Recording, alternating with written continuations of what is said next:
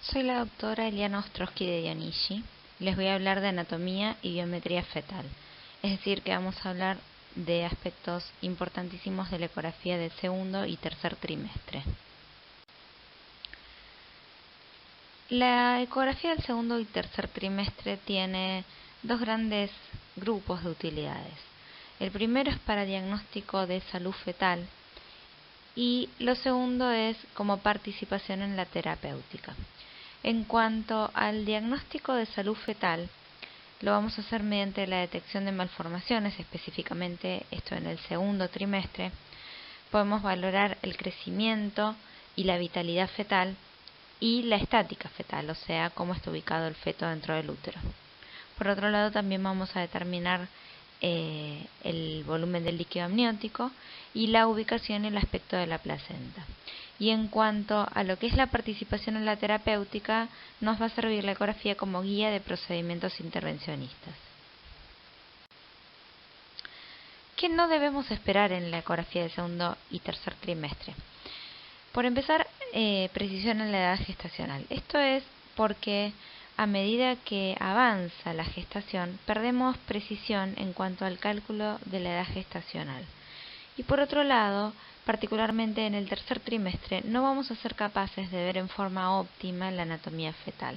Es decir, si un feto llega al tercer trimestre sin un estudio detallado de su anatomía, es posible que no seamos capaces de ver algunas estructuras anatómicas.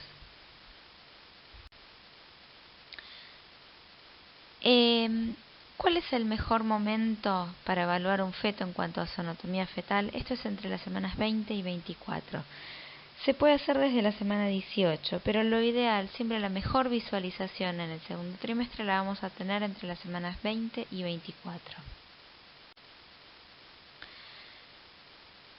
Si bien en toda ecografía del segundo trimestre estamos obligados a evaluar la anatomía fetal, a tratar de hacer un rastreo de malformaciones, formalmente la ecografía que lo va a hacer es la ecografía llamada ecografía morfológica o scan fetal detallado, o también llamado ecografía obstétrica de segundo nivel o nivel 2. ¿Cuáles son las indicaciones de un scan fetal detallado? En nuestro país no existen indicaciones formales de un scan fetal detallado. Cada vez se van ampliando más. Antes se decía que está indicado sobre todo en pacientes con alto riesgo de presentar un feto con malformaciones, y esto es en pacientes diabéticas, sobre todo diabéticas pregestacionales, pacientes expuestas a teratógenos, a infecciones virales o a ciertas drogas. Pero lo cierto es que la mayoría de los fetos que presentan una malformación congénita nacen de madres que no tienen factores de riesgo conocidos. Por lo tanto, si bien hay algunas indicaciones formales como ser la sospecha ecográfica de una alteración estructural o el antecedente de malformaciones, cada vez más existe la tendencia de que se le indique a todos los fetos. Por lo antedicho, consideramos que todo feto debe tener en algún momento de su gestación una correcta y exhaustiva búsqueda de malformaciones, un exhaustivo estudio de la anatomía fetal, dado que de presentar una malformación lo mejor que le puede pasar es conocerla en forma prenatal para poder programar su nacimiento y su terapéutica postnatal en forma adecuada. La mayoría de las malformaciones van a ser tratadas en forma postnatal, pero el pronóstico de ellas va a cambiar radicalmente si se la conoce prenatalmente o no. ¿Quién debe realizar un scan fetal detallado? Lo debe realizar un operador que tenga formación específica y amplia experiencia en ecografía fetal, provenga de la especialidad que provenga. Lo que debe tener es un gran conocimiento en la anatomía fetal. Por supuesto debe contar con un equipo de alta definición y con el tiempo suficiente para realizar un estudio de calidad. ¿Cuándo es el momento ideal para hacer un scan fetal detallado? Lo ideal es entre la semana 22 a 24. Como poder se puede intentar hacer en cualquier momento del embarazo, por lo antedicho de que una de las indicaciones es la sospecha ecográfica de alguna malformación, pero siempre que estamos ante la posibilidad de adoptar, el momento óptimo para la visualización de toda la anatomía del feto es entre la semana 22 y 24. Ahora sí vamos a describir algunos aspectos importantes de la anatomía fetal, aspectos que se deben evaluar en toda ecografía obstétrica. Vamos a comenzar por la cabeza fetal. La cabeza fetal la vamos a evaluar como en forma básica, principalmente en cortes transversales. Hay 4 cortes transversales descritos y uno oblicuo. Existen otros cortes que también se hacen, pero que en general son un poco más difíciles de obtener y que no son parte del estudio básico de la anatomía fetal. Vamos a hablar de los cortes transversales primero. El primer plano es la imagen que estamos viendo. Es un plano axial alto en la calota, en donde vemos el ecomedio y 2 líneas ecogénicas paralelas a sus costados que corresponden al sitio anatómico del techo de los ventrículos laterales. En verdad, lo que le da la ecogenicidad es las venas medulares profundas que drenan la sustancia blanca periventricular. Este corte no sirve para realizar una biometría, pero sí sirve mucho para posicionarnos en el feto, para empezar a evaluarlo, para horizontalizar el ecomedio, centrar la imagen, darle la magnificación adecuada. Es un corte entonces para ubicarnos. El segundo plano descripto es un plano paralelo al anterior, ligeramente por debajo, en donde vamos a ver a la línea media interrumpida hacia adelante, hacia la parte frontal del feto, por el cabum del septum pellucidum, que lo vemos como 2 líneas ecogénicas paralelas que dejan un espacio anecoico en el medio.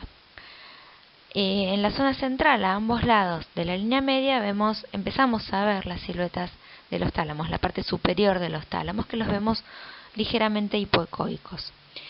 Entre ambos tálamos se ubica el tercer ventrículo, que normalmente no lo vamos a ver en el segundo y tercer trimestre por estar muy pequeño.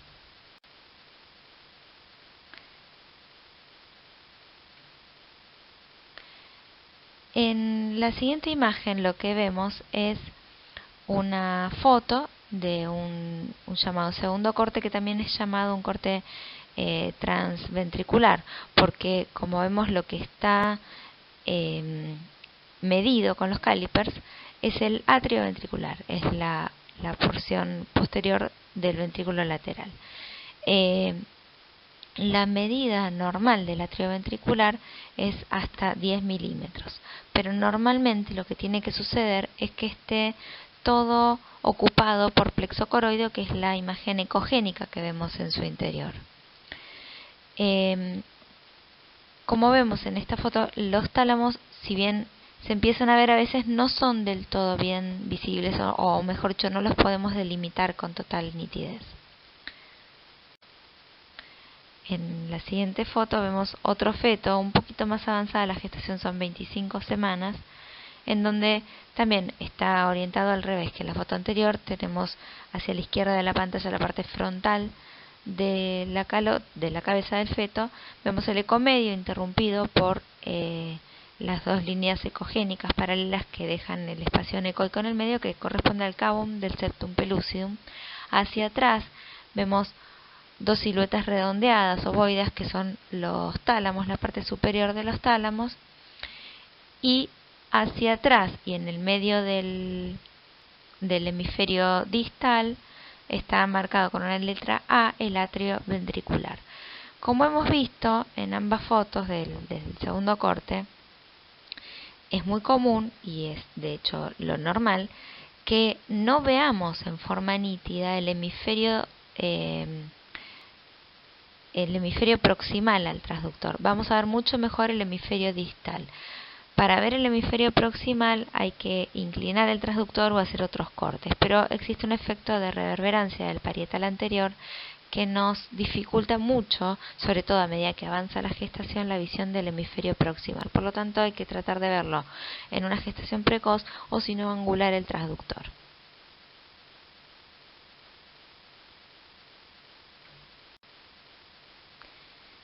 El siguiente corte que vamos a evaluar, el llamado tercer plano, también es llamado transtalámico, porque acá sí vemos las siluetas de los tálamos mejor delimitadas. Vamos a ver en la zona anterior la parte más baja del cabum, que en este caso no vemos que el ecomedio se interrumpa a su altura porque estamos en la parte bien baja del cabum, en la parte basal. Y sí vamos a ver en general con mayor nitidez los atrios ventriculares. Habitualmente la medición de los atrios ventriculares la vamos a hacer en este plano, aunque también la podemos ver en el plano anterior.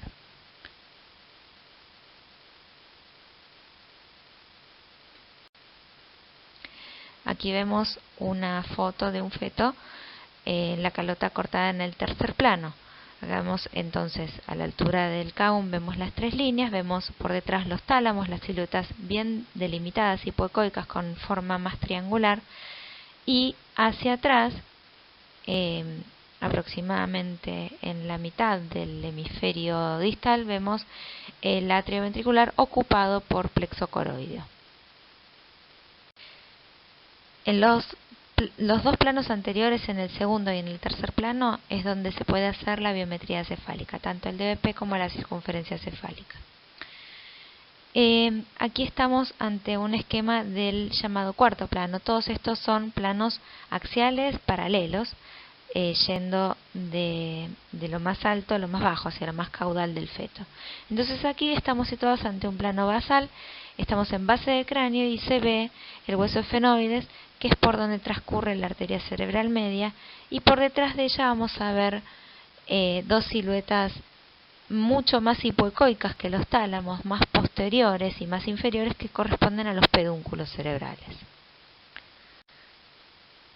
En esta foto estamos viendo una imagen del plano descripto, en donde vemos los pedúnculos que tienen forma de corazón, que son un poco más hipoecoicos, más inferiores y más posteriores que los tálamos. Este plano es muy útil al hacer el Doppler obstétrico, porque es en donde se sitúa el polígono de Willis y es donde vamos a medir la arteria cerebral media.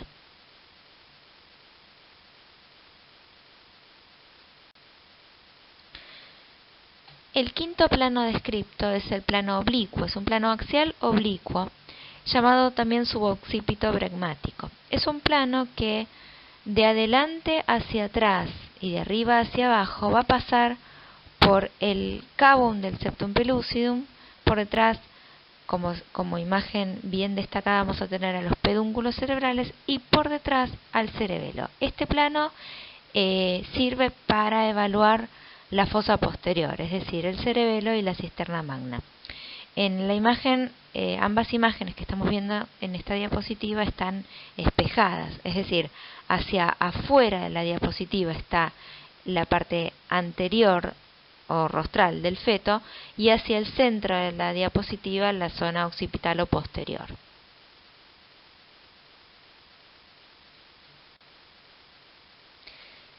En esta diapositiva estamos viendo entonces lo que vamos a ver cuando hacemos un quinto plano, que es el ecomedio interrumpido por el cabum del septum pellucidum, hacia atrás los pedúnculos y bien atrás el cerebelo. Esta es una foto de un feto de 25 semanas en donde estamos fotografiando un quinto plano.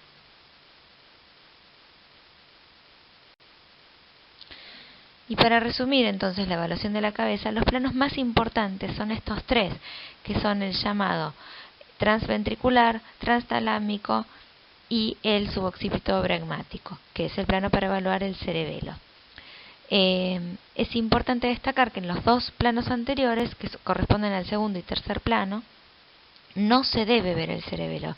Si lo estuviéramos viendo es porque estamos oblicuando el transductor, con lo cual, si hacemos una medición de la calota en un corte mal hecho, en un corte oblicuo, vamos a sobreestimar la circunferencia cefálica. No así el diámetro biparietal, porque siempre va a ser transtalámico, pero no serviría para medir la circunferencia cefálica. Seguimos evaluando el feto, vamos a evaluar la cara fetal.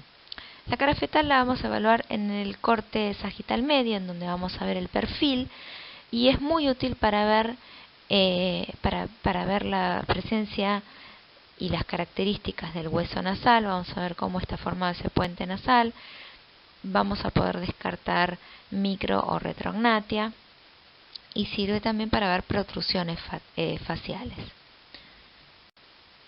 Otro plano importantísimo de la cara es el plano llamado coronal modificado, que es un plano coronal ligeramente oblicuo, que es donde vamos a evaluar la presencia de hendiduras faciales, como labio leporino.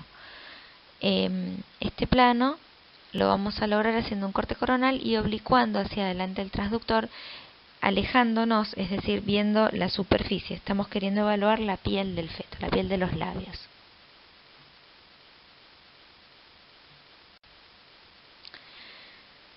Bien, seguimos bajando, llegamos al tórax fetal. El tórax fetal se evalúa por supuesto que en forma dinámica, pero en el corte que vamos a evaluar es el corte a nivel de las 4 cámaras cardíacas, que es donde vamos a evaluar tanto el corazón como los pulmones. Vamos a evaluar la ecogenicidad y el aspecto pulmonar, vamos a evaluar si existen masas o desplazamientos, para lo cual nos sirve tanto ver el parenquima pulmonar como el mismo corazón, porque la misma posición del corazón ya nos indica si existe alguna masa que lo desplace.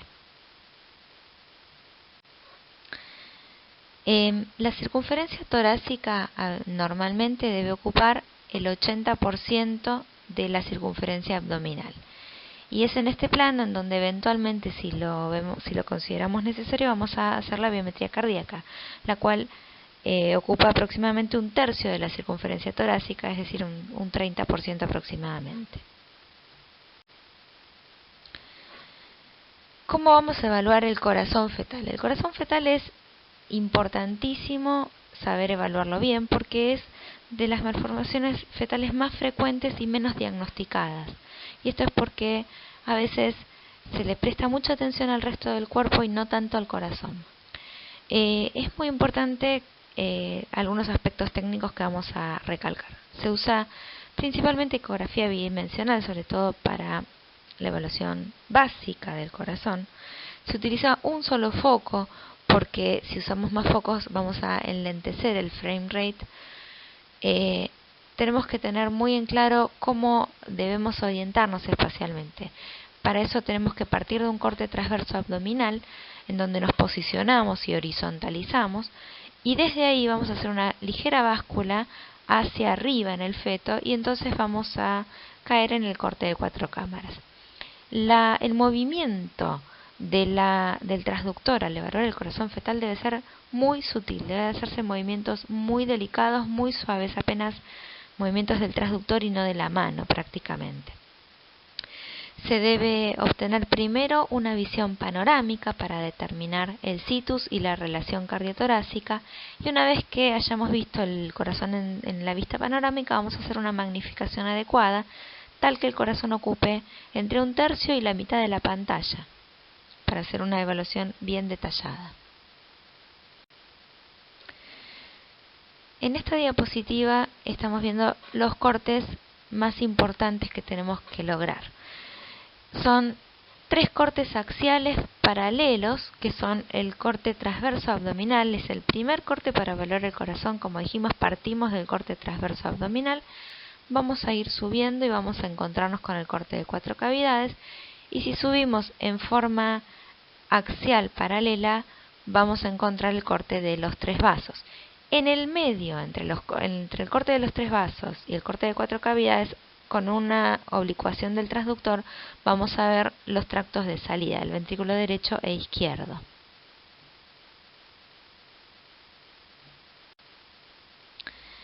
Vamos a ver qué evaluamos en el corte de 4 cámaras. Vamos a evaluar la frecuencia cardíaca y el ritmo como aspecto funcional. El ritmo cardíaco normal es entre 120 y 160 latidos por minuto. También se acepta 110 como basal y tiene que ser regular.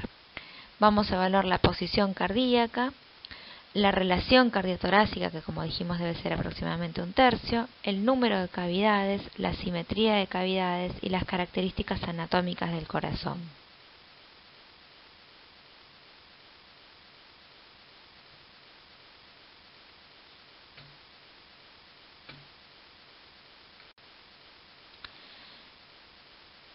Como dijimos, la posición del corazón. La orientación en el tórax debe ser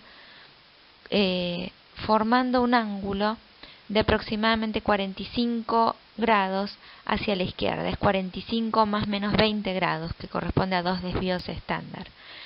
Esto es si trazamos una línea imaginaria entre la columna y el esternón, y entonces la siguiente línea va a ser trazada sobre el tabique interventricular. Y esto debe formar el ángulo entre el tabique y esta línea imaginaria anteroposterior debe formar un ángulo de 45 grados.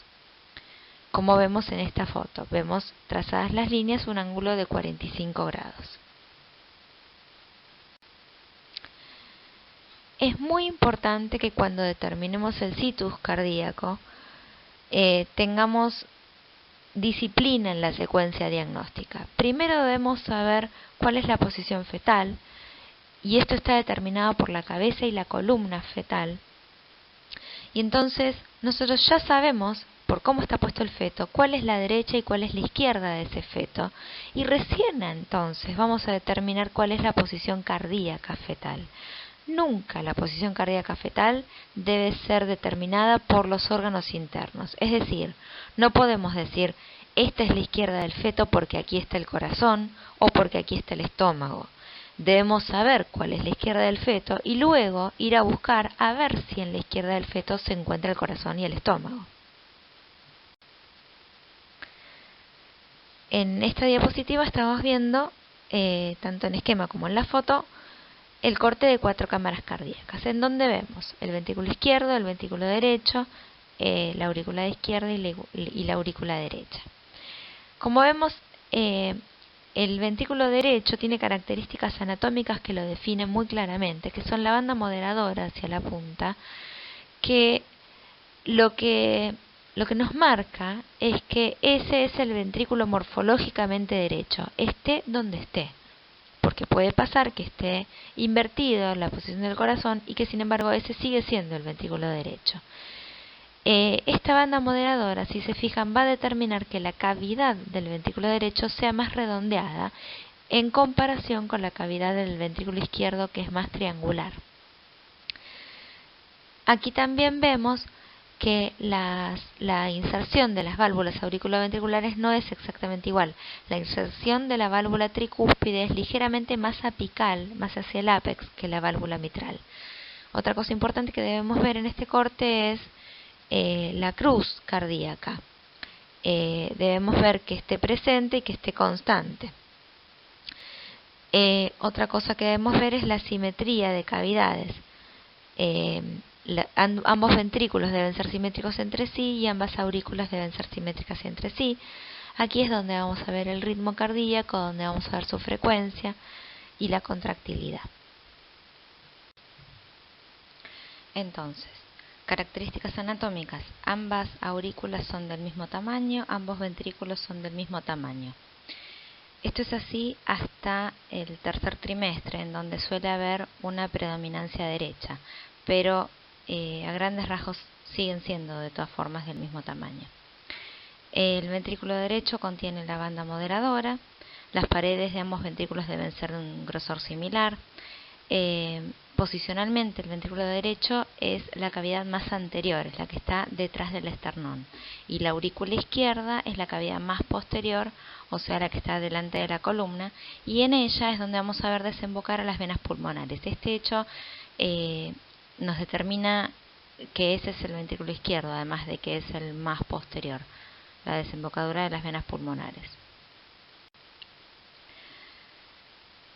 Tenemos que ver el tabique interventricular, que para verlo lo ideal es hacer un corte de 4 cámaras con una vista lateral, es decir, poniendo el transductor tenemos que hacer a veces un movimiento sobre el vientre materno para colocar el tabique interventricular de forma horizontal, es decir, que el haz de ultrasonido lo incida perpendicularmente. Esto está determinado porque el ultrasonido tiene mucha mayor resolución en las estructuras incididas en forma perpendicular. Tenemos que ver el septum primum, que es la porción visible del tabique interauricular en el feto. La otra porción sería el foramen oval, que lo vamos a ver obviamente permeable, tiene que estar y tiene que tener un movimiento dentro de la aurícula izquierda. Esto está dado porque el pasaje de sangre va de aurícula derecha a aurícula izquierda. Y finalmente tenemos que identificar que existen dos válvulas atrioventriculares, tenemos que verlas abriéndose en forma separada y libre. Y recordemos que la válvula tricúspide, la del lado derecho, tiene una inserción más apical que la mitral.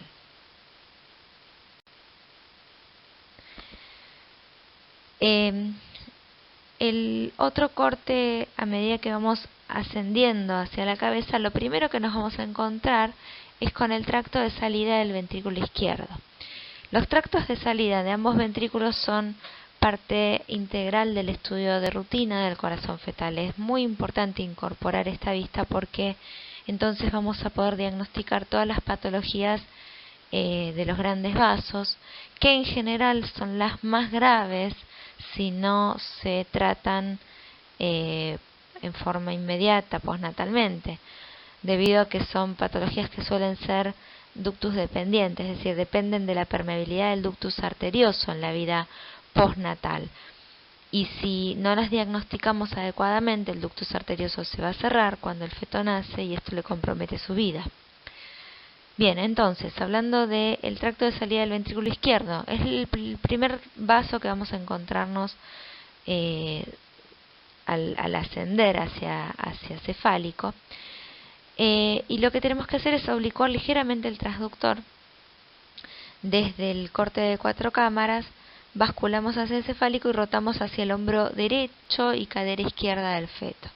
¿Qué vemos en este corte?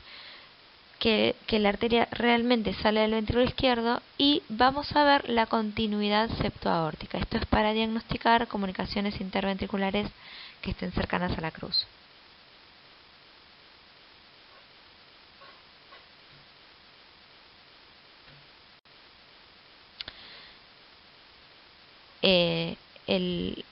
También tenemos que evaluar el tracto de salida del ventrículo derecho, es decir, la arteria pulmonar, que la vamos a ver saliendo por delante de la aorta, es decir, es más anterior en el feto y más superior, o sea, más hacia cefálico.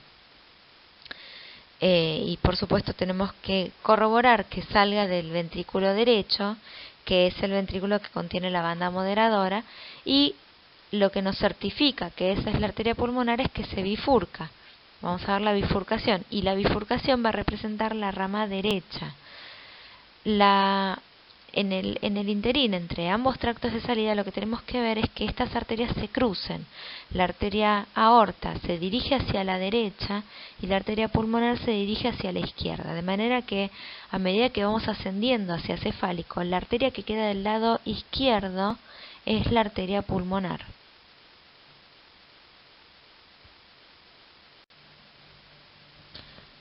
Y finalmente el corte de 3 vasos, que es un corte axial, en donde estamos evaluando la relación entre los 3 principales vasos en el mediastino superior. Es un corte axial, paralelo al corte de 4 cavidades, en donde tenemos que ver un vaso alargado en la izquierda y dos redondos contiguos que corresponden a la arteria pulmonar, la arteria aorta y la vena cava superior de izquierda a derecha. ¿Qué vamos a ver en este corte? La relación de la arteria pulmonar con la aorta, sobre todo, que debe ser de tamaño similar. Siempre es ligeramente más grande la arteria pulmonar en el feto, pero básicamente deben ser de tamaño similar. La vamos a ver a la arteria pulmonar elongada. Esto es porque es un vaso, el tronco de la arteria pulmonar es un vaso que tiene sentido anteroposterior, entonces en un corte axial lo vemos elongado. Pero lo que vemos hacia atrás, hacia la columna fetal, es la prolongación con el ductus arterioso, ya no es más el tronco de la pulmonar. Hacia la derecha fetal vamos a ver a la aorta ascendente, y más hacia la derecha vamos a ver a la cava superior, que es más pequeña.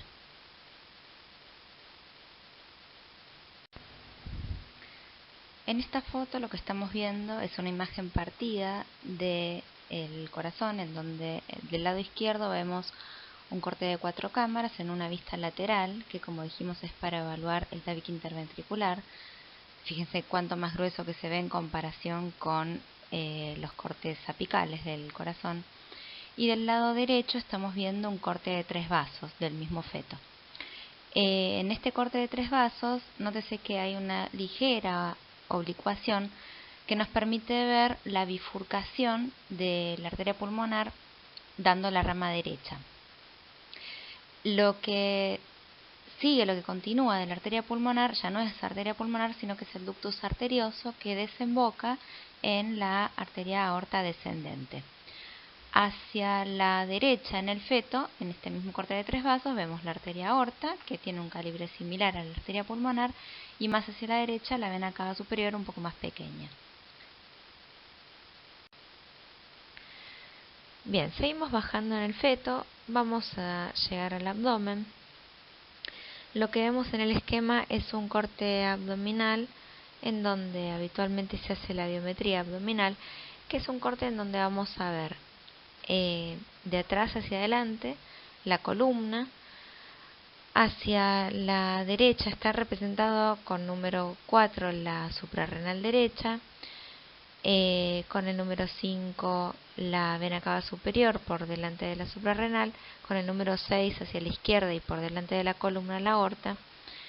Seguimos hacia adelante, vemos sobre la izquierda con el número 3 el estómago, la cámara gástrica, y finalmente lo más anterior de este corte es la vena umbilical. Lo importante, los parámetros anatómicos importantísimos que vemos en el corte abdominal para hacer la biometría es la columna, la cámara gástrica y la vena umbilical. La vena umbilical, nótese que para hacer el corte de medición no debe estar contactando la pared abdominal. ¿Por qué? Porque la vena umbilical tiene un trayecto oblicuo de adelante hacia atrás, de abajo hacia arriba. Con lo cual, si en la imagen tomamos una foto en donde contacte la vena con la pared abdominal, es porque estamos tomando un corte oblicuo del abdomen fetal y no un corte axial estricto. Con lo cual, si lo medimos en este punto, vamos a sobreestimar la medida de la circunferencia abdominal. En esta foto lo que vemos entonces es la foto de la imagen de la ecografía con los mismos parámetros anatómicos de la imagen.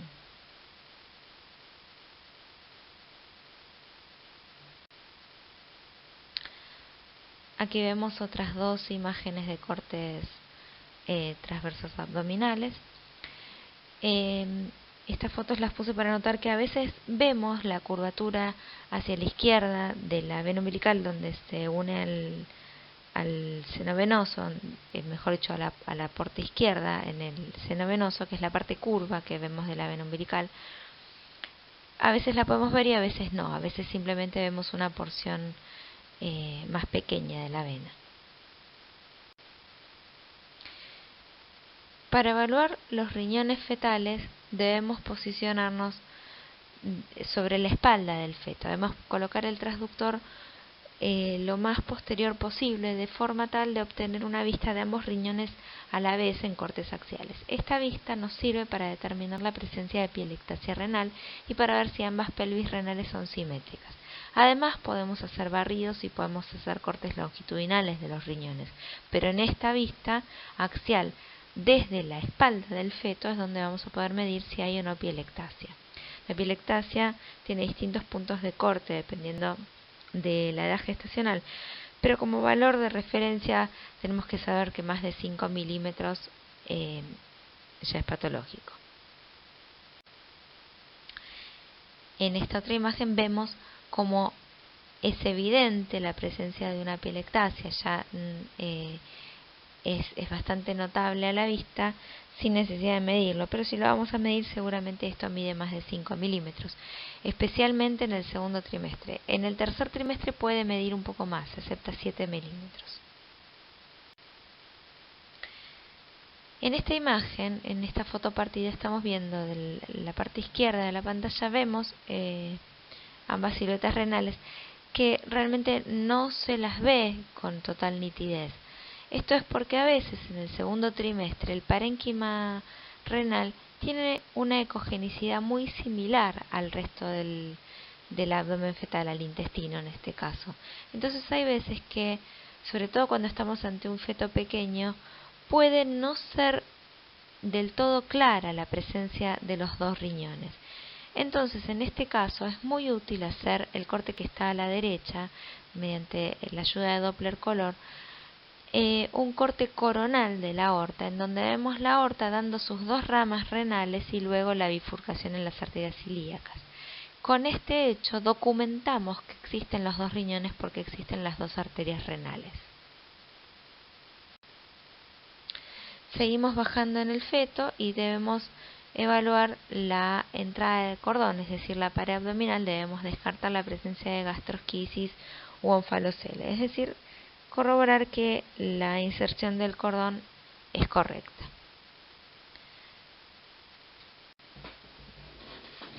Tenemos que evaluar también la ecogenicidad de los intestinos, que normalmente tiene un patrón isoecoico, pero podemos verlo en forma hiperecogénica, como en esta foto que estamos viendo, que para definir que el intestino es hiperecogénico debe tener la ecogenicidad similar a la del hueso. Debemos bajar las ganancias muchísimo al máximo, y si desaparece el hueso también va a desaparecer el intestino.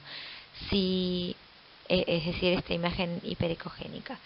Si la imagen hiperecogénica desaparece antes que la imagen del hueso, cuando estamos bajando las ganancias, no califica como intestino hiperecogénico. Y es muy importante determinar la presencia de la vejiga fetal, que siempre debe estar presente, siempre se la ve desde las 11 semanas o en forma constante. Se la puede ver desde las 11 semanas, pero en forma constante la vamos a ver desde las 13 semanas. Y en este caso, cuando hacemos un corte axial a la altura de la pelvis, viendo la vejiga, a ambos costados vamos a ver la salida de ambas arterias umbilicales. Es de gran utilidad la ayuda del Doppler color, en este caso para documentar que están presentes ambas arterias umbilicales. Si no logramos hacer este corte, estamos obligados a ir a buscar la presencia de las dos arterias umbilicales en un corte axial del cordón fetal en cordón libre, en donde vamos a ver tres vasos. Los dos más pequeños son las arterias y el más grande es la vena. Debemos evaluar también la presencia de los cuatro miembros con sus tres sectores. Debemos determinar que están sus tres segmentos presentes.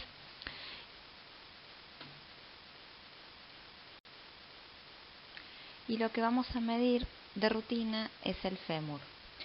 Un aspecto técnico a considerar para medir los fémures es hay que magnificar la imagen, centralizarla y tener al hueso lo más horizontal posible. de forma tal de poder delimitar bien la diáfisis, que es la parte que se mide, es decir, la zona más ecogénica del hueso. En esta otra diapositiva lo que estamos viendo es un húmero y un fémur, ambos medidos así de forma horizontal y magnificada, y como vemos el tamaño de los húmeros y los fémures son bastante similares. El húmero siempre es aproximadamente un 10% más pequeño. Debemos evaluar también manos y pies, sobre todo las manos, considerar contar los 5 dedos en ambas manos y ver que el feto abra la mano y que no la tenga en garra.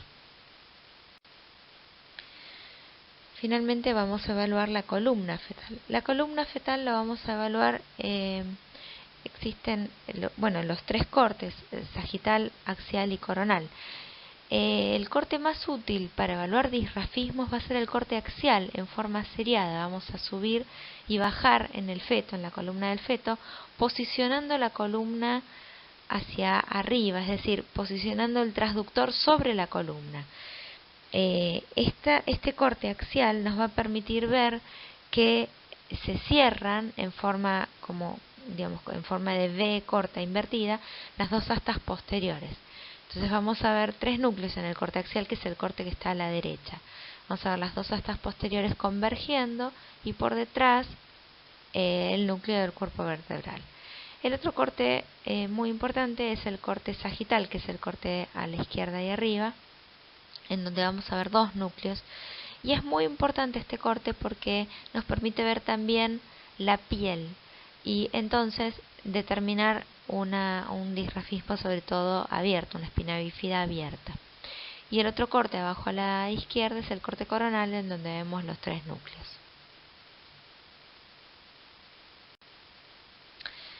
Y por último, determinar el sexo fetal. El sexo fetal en el segundo trimestre, desde el segundo trimestre siempre lo vamos a poder determinar. En este caso estamos viendo en un varón y en este otro caso un sexo femenino.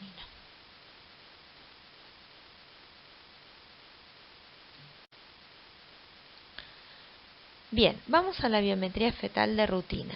De rutina vamos a medir en el primer trimestre la longitud embrionaria máxima y en el segundo y tercer trimestre vamos a hacer biometría cefálica, que clásicamente está determinada por el DBP y la circunferencia cefálica, la circunferencia abdominal y la longitud femoral.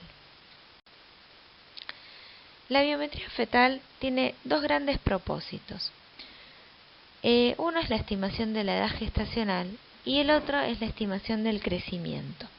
La estimación de la edad gestacional la vamos a hacer a través de fundamentalmente contar con una fecha de última menstruación confiable. Esto es, la fecha de última menstruación se la considera confiable cuando la paciente está segura del día que comenzó, cuando la paciente nos refiere que tenía ciclos regulares, que no está en periodo de puerperio, ni tomando anticonceptivos orales, ni tuvo ninguna metrorragia irregular. Aún así, un 20% de las mujeres ovulan en forma precoz o tardía teniendo fecha de última menstruación confiable. Y vamos a elegir la biometría para estimación de la edad gestacional. Entre las 6 y las 12 semanas, la medida más fidedigna de edad gestacional es la longitud embrionaria máxima, que tiene una dispersión de más o menos 5 días cuando es hecha por vía transvaginal. Y cuando son más de 12 semanas vamos a medir circunferencia cefálica y fémur.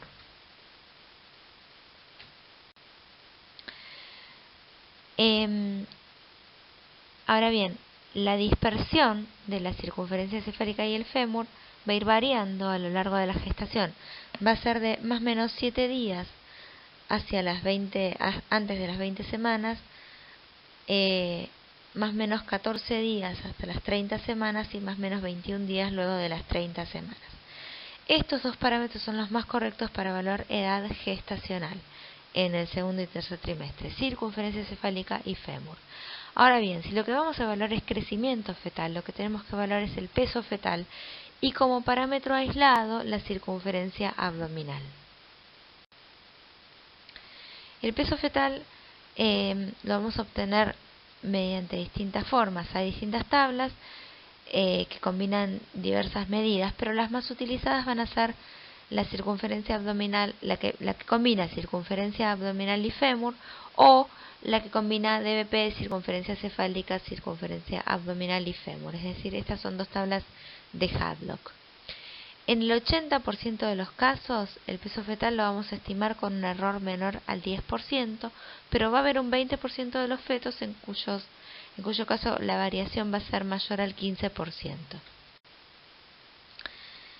Es muy importante que la comparación la hagamos siempre utilizando las mismas tablas, la comparación de la curva de crecimiento, y es muy importante saber que debemos percentilar al peso fetal y eventualmente al perímetro abdominal para poder establecer un patrón de crecimiento, una curva de crecimiento, y esto lo vamos a hacer siempre en relación a una edad gestacional preestablecida como cierta. Es decir, para percentilar un feto, para percentilar una curva de crecimiento, es indispensable conocer la edad gestacional real de ese feto.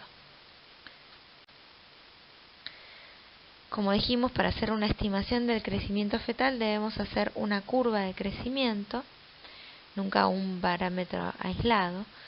Tenemos que saber que el peso fetal lo vamos a percentilar en base a una edad gestacional cierta. Como dijimos, es importante hacerlo luego de la semana 26, y el peso fetal lo vamos a calcular, se puede calcular desde antes, pero es importante desde la semana 24.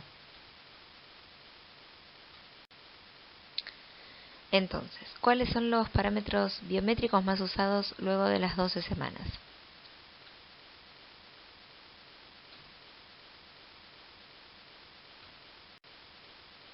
Como dijimos, vamos a empezar por el diámetro biparietal, también llamado DBP. Como dijimos, tiene que ser un corte axial trastalámico de la calota, en donde tenemos que asegurarnos que el corte esté bien tomado, que el ángulo de insonación sea de 90 grados, es decir, que el ecomedio esté bien horizontal, que la apariencia de ambos hemisferios sea simétrica, es decir, que no estemos oblicuando el transductor o bien ante una presentación muy asinclítica que no podamos corregir manualmente. Debemos ver el ecomedio, que se interrumpe a la altura del cabum del septum pellucidum, ambos tálamos, y no ver cerebelo, porque entonces estamos ante un corte oblicuo. Como dijimos, es útil para la edad gestacional entre la semana 12 y 20, y se mide de tabla externa a tabla interna.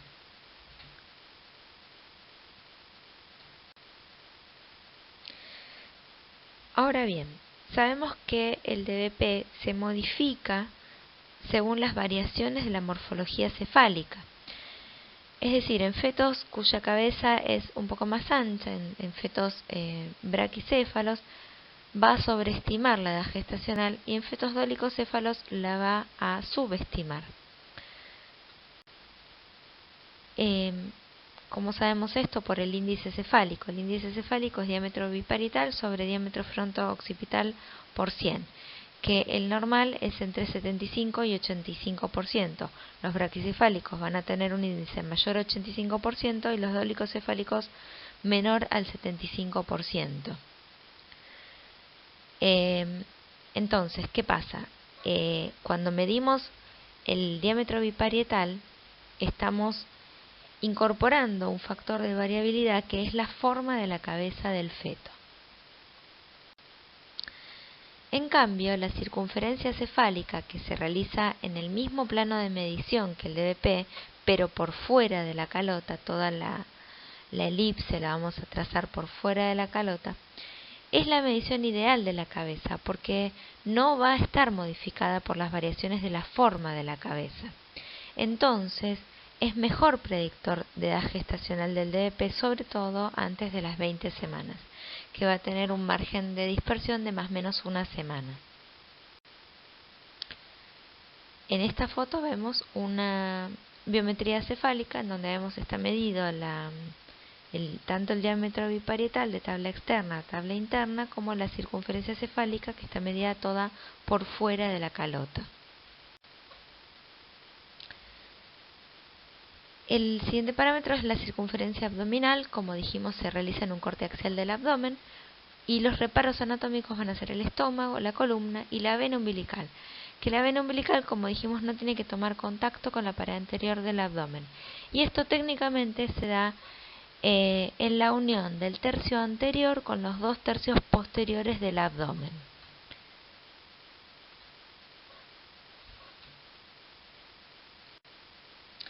En esta foto entonces vemos cómo se realiza una biometría abdominal. Como vemos la vena umbilical, entonces si trazamos, si dibujamos tercios del abdomen, lo dividimos en 3 tercios, tercio anterior, tercio medio y tercio posterior, la vena umbilical, para hacer la biometría abdominal, debe encontrarse en la unión del tercio anterior con los 2 tercios posteriores del abdomen.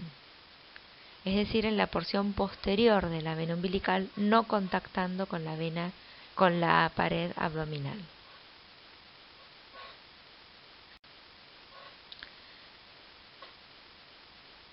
La circunferencia abdominal es la medida que mayor variabilidad biológica va a tener. Es el parámetro que más se va a ver afectado con las alteraciones del crecimiento, pero es la medición aislada más sensible para la detección de restricción de crecimiento intrauterino.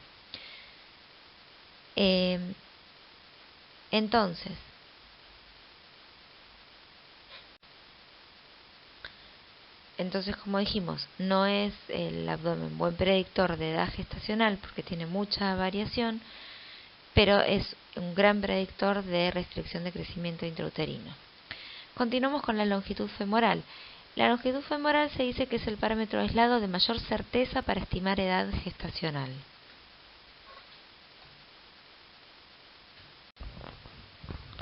En esta foto lo que estamos viendo es la medición de un fémur, como dijimos antes, de forma horizontal, con cierta magnificación, y lo que estamos midiendo es la diáfisis sin tener en cuenta las epífisis, es decir, la zona osificada del hueso. Otros parámetros utilizados en la biometría fetal. Básicamente todo ha sido medido en el feto y hay tablas de todo, pero los más usados como parámetros adicionales pueden llegar a ser el diámetro transverso del cerebelo, los diámetros orbitarios y la circunferencia torácica. El diámetro transverso del cerebelo lo vamos a realizar en el llamado quinto corte o suboccipito bregmático, es el corte oblicuo en donde se evalúa la fosa posterior. La biometría del cerebelo tiene buena correlación con la edad gestacional, incluso en fetos con restricción de crecimiento intrauterino, pero tiene la contra de que su medición es dificultosa en el tercer trimestre porque vamos a tener la sombra del peñasco que nos va a hacer sombra acústica posterior sobre el cerebelo. En esta foto vemos el corte en el cual se realiza la biometría cerebelar y la forma en medirse el diámetro transverso del cerebelo. Esta es otra foto de un feto un poco más pequeño en donde vemos el corte axial de la biometría cefálica habitual y un corte axial oblicuo del quinto corte en donde evaluamos la fosa posterior y en donde está medido también el cerebelo. Fíjense que en la imagen de la izquierda está medido el DBP, la circunferencia cefálica, y con el número 4 está medido el atrio ventricular.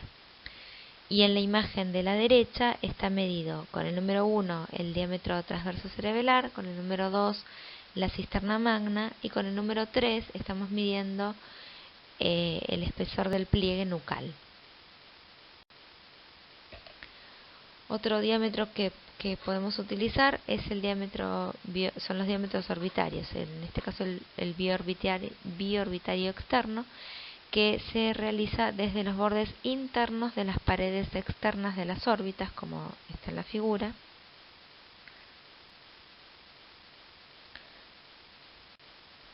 El otro es el biorbitario interno, que se realiza entre los bordes internos de las paredes internas de las órbitas, es decir, entre ambas órbitas. y finalmente el intraorbitario, que es entre los bordes internos de cada órbita.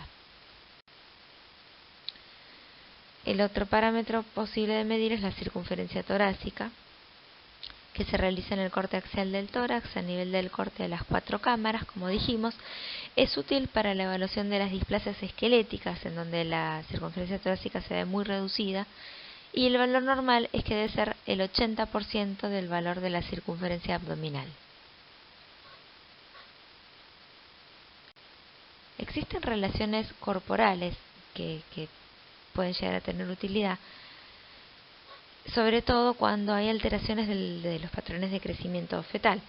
Y estas relaciones son la relación circunferencia cefálica sobre circunferencia abdominal, que debe ser mayor a 1 antes de la semana entre 35 y 37 y menor a 1 después de la semana 35 a 37. Es decir, que ambas curvas de crecimiento, cefálica y abdominal, se cruzan alrededor de la semana 36.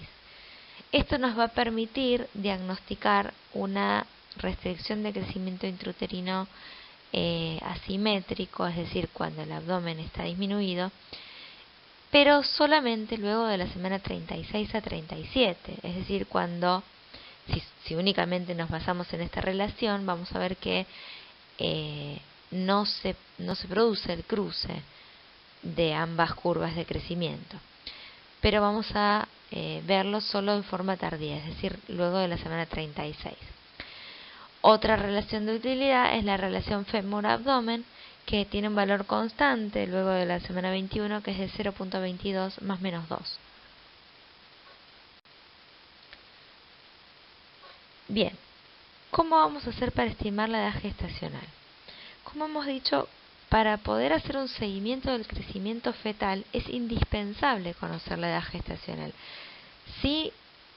Sin el dato correcto de la edad gestacional no podemos saber si un feto crece o no adecuadamente, y entonces no vamos a poder tomar decisiones adecuadas, o mejor dicho, el obstetra no va a poder tomar ninguna decisión sobre la finalización o prolongación de un embarazo.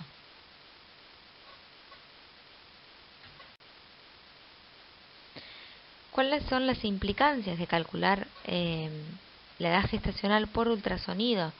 El ultrasonido tiene mucha precisión en el primer trimestre, entonces vamos a tener menos interrupciones de embarazos pretérminos si está bien calculada la edad gestacional, menos inducciones y cesáreas por posttérmino y menor error en la interpretación de falsas restricciones de crecimiento intrauterino o fetos macrosómicos. ¿Cuáles son las precisiones en el cálculo de edad gestacional por ultrasonido? En el primer trimestre, cuando tenemos un embrión menor a 10 semanas, es más o menos 5 días. Cuando tenemos la etapa fetal, es decir, entre la semana 11 y 13.6, va a ser más o menos 7 días. Y en la práctica, luego, hasta la semana 19, se dice más o menos una semana, aunque en realidad puede ser más o menos 10 días.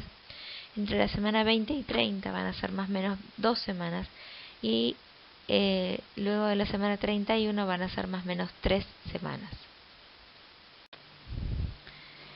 Bien, entonces, para finalizar vamos a dar ejemplos prácticos de cómo se estima la edad gestacional por ecografía.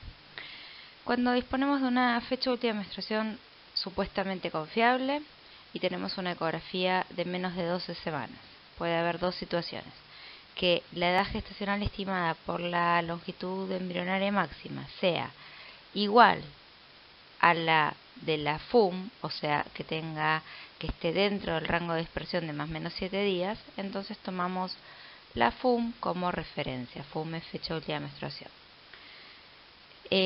La otra situación es que la edad gestacional estimada por la longitud embrionaria máxima difiera en más de 7 días a la de la FUM, en cuyo caso vamos a tomar la edad gestacional por la longitud embrionaria máxima.